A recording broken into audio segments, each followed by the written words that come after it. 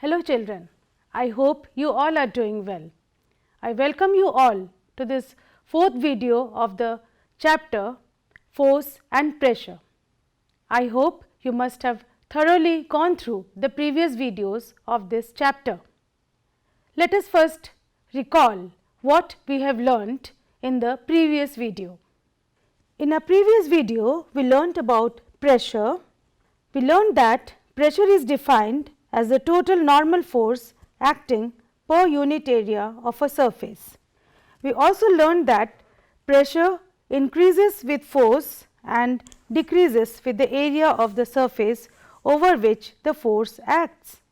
We learned that pressure is directly proportional to the magnitude of the normal force and inversely proportional to the surface area over which the force acts.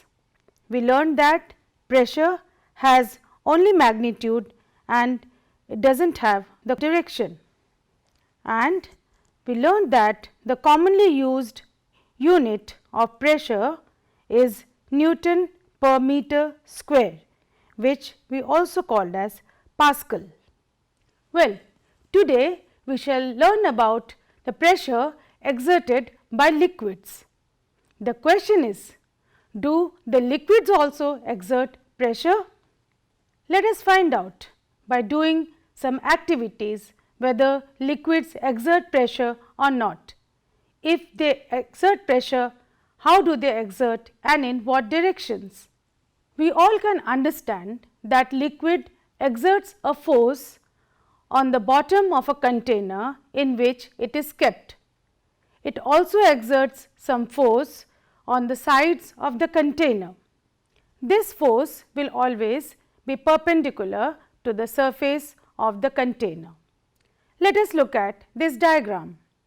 As you know that pressure exerted by a liquid on a surface is given by the ratio between the total normal force acting on the surface and the area over which the force is acting.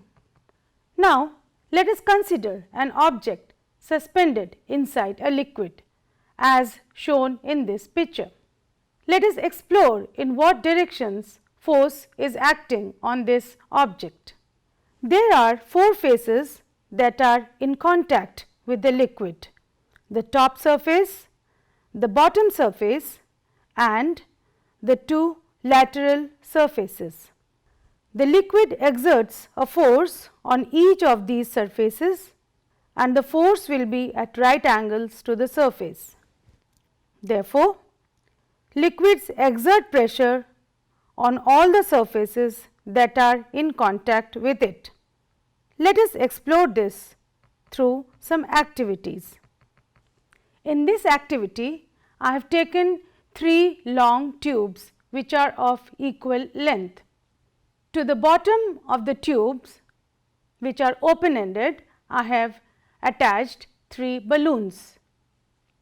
Now, I will pour some liquid, let us say water, through these tubes so that they fall into the balloon. Let us see what happens. On observing, we find that the tube through which we have poured less water has been able to inflate the balloon less. So, the tube through which more water has been put, the balloon has expanded more. Why did this happen? This activity shows that liquids exert pressure on the bottom of the containing vessel. Now, the question is, do the liquids exert pressure only at the bottom or do they exert pressure on the sides of the vessel too? If the previous activity which we did is done with the holes which is there on the side of the tube and a balloon attached to it, what will be our observation? Will the balloon expand due to water? So, I have taken another container with a small side tube near the bottom. I have tied a small balloon to the side of the tube. Now, I pour water into this container. Let us watch what happens to the size of the balloon. So, the balloon swells as we put more and more water in the container. Similar effect can be seen even if we try different liquids. You all must have seen water gushing out through broken pipes or the pipes where there is a small hole, or when the gates of the dam are pulled up. The water really comes out with a great pressure. Also, you must have seen in the farmers using sprinklers for cultivation. The sprinklers help the water move to a great distance in the field. Why does this happen? The sprinkling of water is due to the pressure which is exerted by water on the walls of the pipe. So, from all these activities, we can tell that liquids also exert pressure on the sides of the containers in which they are. Now, let me do another activity for you. I have a container. In the container, I have drilled some holes which are at different heights from the base of the container. Now, I fill the container with water. What do you observe? Do the streams of water coming out of the holes fall at the same distance from the bottle? Through which of the holes the stream is moving the smallest distance? Through which hole the stream of the water is moving the longest distance? Of course, horizontally. And what does it indicate?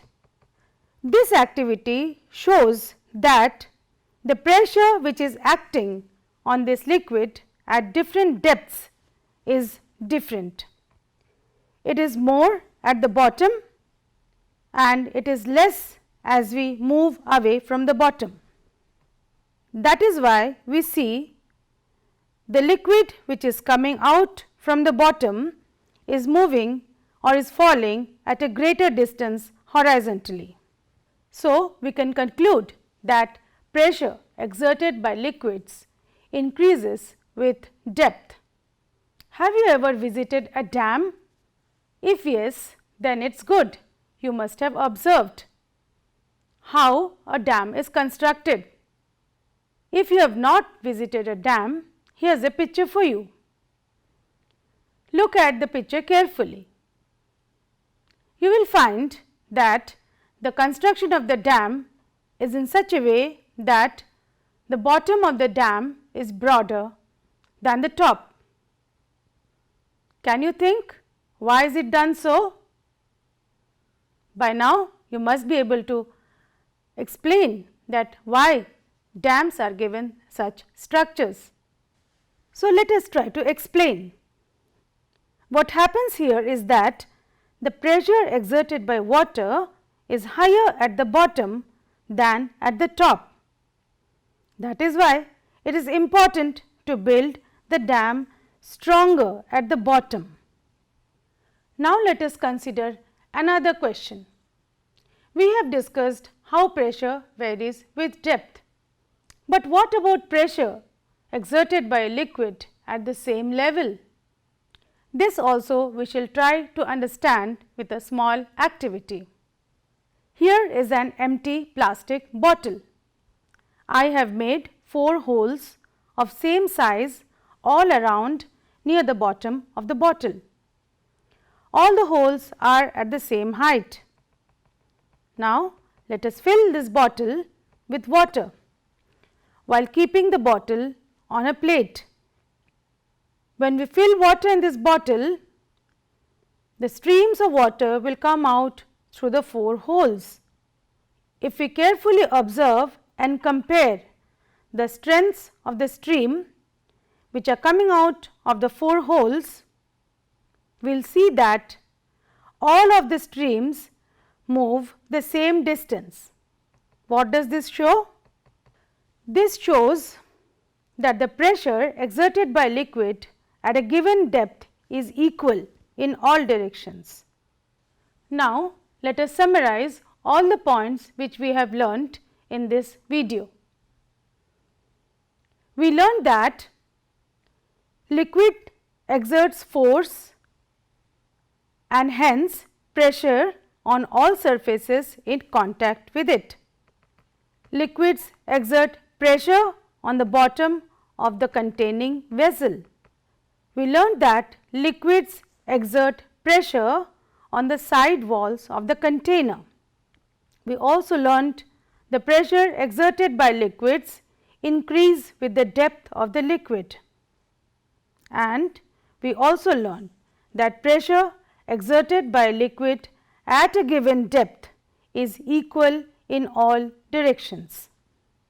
So, we learnt about the pressure exerted by liquids. Then a question naturally follows, do gases also exert pressure? Well, this question will be taken up in our next video. Till then, you all go through this chapter very thoroughly and try to explore more things about pressure. Until then, I wish you all a very good health and keep learning. Thank you.